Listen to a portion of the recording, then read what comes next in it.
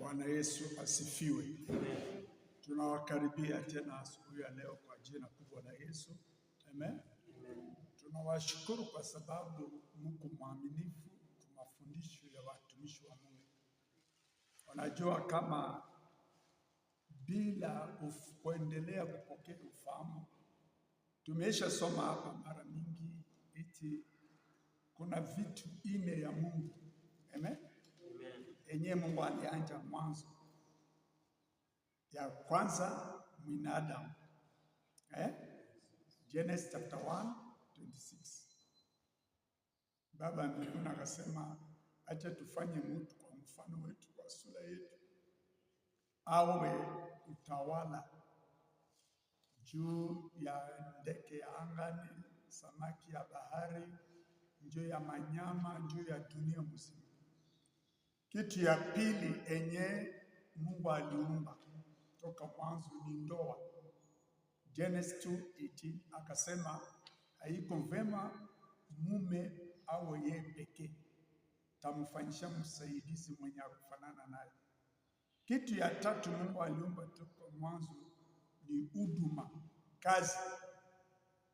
Genesis 2:15 Bwana akaweka mtu ku garden ailime na aitunze. Na tukaelewa eti Adamu ndio mchungaji wa kwanza. Unaona? Kutunza ndio kuchunga. Na kitu ya tatu kufunuo ni kanisa. Mawazo ya Mungu juu ya kanisa haikuanja wakati Yesu alikuja dunia. Yesu alisema atajenga kanisa. Lakini mawazo ya Mungu juu ya kanisa ilianja toka Garden ya Eden.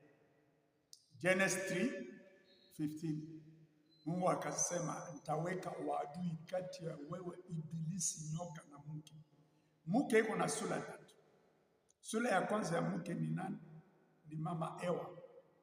Sura ya pili ya mke ni mama Maria, mama yake na Yesu. Sura ya tatu ya mke ni kanisa. Okay, unaona hii kazi hili tulisoma hapa eti kama mtu hataki kuendelea kupokea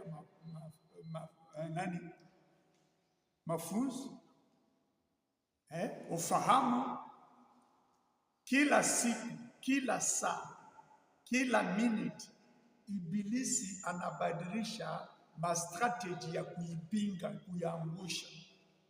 That's why unaona maisha ya watu mingi, maisha ya